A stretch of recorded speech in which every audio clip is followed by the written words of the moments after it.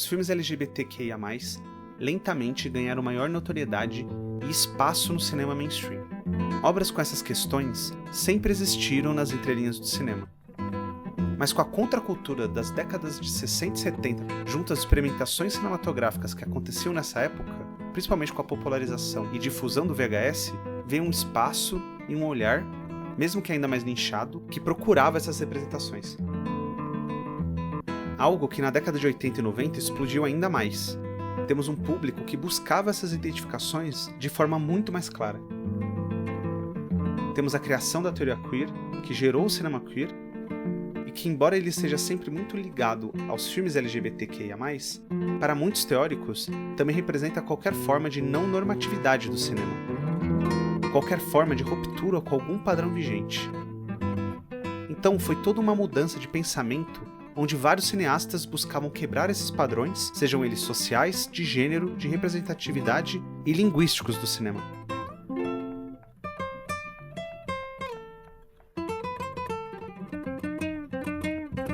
No novo século, é claro que ainda passamos por toda uma questão de identidade, representatividade e igualdade que ainda estão muito longe da ideal. Mas cada vez mais, filmes com esses temas vêm ganhando mais importância, relevância e espaço no cinema contemporâneo.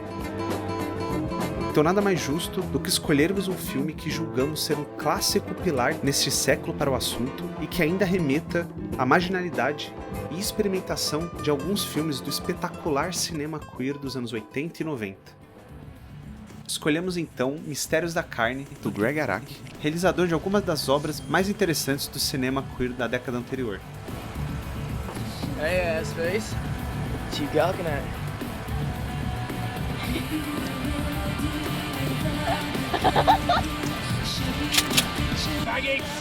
Shit! Go, go, go, go! Antes de falar mais, é importante ressaltar que esse vídeo está repleto de spoilers. Então recomendo, mais do que o normal, entrar nesse filme sem nenhuma ideia do que ele seja e depois voltar pro vídeo. Dito isso, acho muito lindo, e eu sei que pode soar meio estranho eu começar a falar desse filme com essa palavra, mas eu acho lindo como Araki estrutura esse filme com base nas sensações dos personagens. É um longa que mistura muito bem uma visão muito desoladora, direta e pessimista, mas faz isso com uma atenção a detalhes tão forte e com esmero muito particular na criação dos personagens, que consegue também ter uma certa empatia e beleza nesse olhar. That's me. A história é sobre dois meninos que sofreram a mesma experiência horrível ainda quando crianças, algo que moldou muito do que eles são. Embora compartilhem da mesma experiência, um é meio que o oposto do outro. Um não consegue deixar de pensar naquilo, até tenta refazer o que aconteceu de uma certa maneira, enquanto que o outro não se lembra do seu trauma e vive uma vida que reflete essa trava e essa inércia. É uma obra que, mesmo nas cenas mais objetivas, sempre arranja uma maneira muito subjetiva de realizá-las, ou de adicionar alguma especificidade que dará um caráter muito mais intenso e pessoal para elas. O que vai acontecer nas cenas, normalmente, é claro para nós, a diferença e a semelhança entre os dois personagens principais, por exemplo, o que realmente aconteceu e as motivações são bem claras também, assim como os personagens secundários. Mas para Araki, a importância não é essa, e sim sempre o olhar deles. O que eles acreditam, o que eles estão vendo, sobre como eles estão experienciando aquilo. E a intensidade detalhista que o diretor traz para essas cenas, e o que elas vão significar para os personagens, é sempre muito forte e complexo. O maior exemplo disso é a cena em que o personagem do Joseph Gordon-Levitt vai ser molestado pela primeira vez, ainda criança. Ela é feita com uma calma desesperadora. Tudo relacionado à cena e o reflexo disso no menino é espetacularmente bem passado. Nunca é negado o valor emocional da conexão do menino com aquele cara. Nós, como espectadores, já entendemos a malícia e o terror de tudo implícito ali. Mas como aquilo é passado, foca muito mais em como o menino vai processando os estranhamentos e a mistura daquelas sensações, do que em um retrato puramente aterrorizante e objetivo da situação ou do seu agressor. Algo que deixa tudo, de certa forma, para mim, até mais aterrorizante. Lentamente, aquele momento vai se transformando de algo belo para o menino em algo tenebroso e incompreensível, e os cereais que estavam sendo dados no momento ganham contornos totalmente diferentes quando ele os vê caídos junto ao chão, e outros muito maiores depois, quando ele os vê esmagados. Isso amplia ainda mais a força da abertura do filme, em uma cena que repete algumas vezes, com os cereais chovendo no menino. Esse é o olhar específico tão poderoso de Araki. Uma cena que poderia ser apenas objetiva em seu terror, ganha linhas muito mais profundas, pessoais e ressoantes com todo o filme.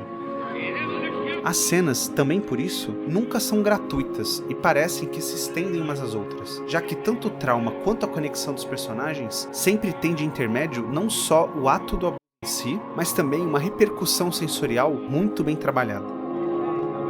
Mesmo quando o filme muda rapidamente de estilo, e ele faz isso bastante, sendo usando a fotografia que pode ir de um lado mais onírico para algo super realista e depois para um saturado que vai usando essa visão estereotipada da casa americana, quanto de tom mesmo, que pode variar de uma comédia bizarra, uma sátira gritante, um filme sobre a descoberta da sexualidade, um filme sobre autodestruição, sobre amizade. Mesmo em todas essas variações, o filme nunca me soa perdido ou bagunçado, já que essa subjetividade poderosa é sempre muito presente e conectada com todas essas mudanças. Essa sensorialidade se apresenta constantemente e não apenas nos momentos terríveis. É um filme repleto de sensibilidade e conexão. E essa afinidade que é tão forte no filme faz com que nunca percamos uma empatia surreal pelos personagens, mesmo quando eles cometem atitudes desprezíveis ou apenas estão presos em suas inércias. Nós estamos ali não apenas porque eles passaram por algo surreal, mas justamente devido ao olhar tão bem composto por Araki. Sentimos como se conhecêssemos profundamente esses personagens, como se tivéssemos compartilhado de perto o impacto desse trauma sobre eles e a importância de suas relações.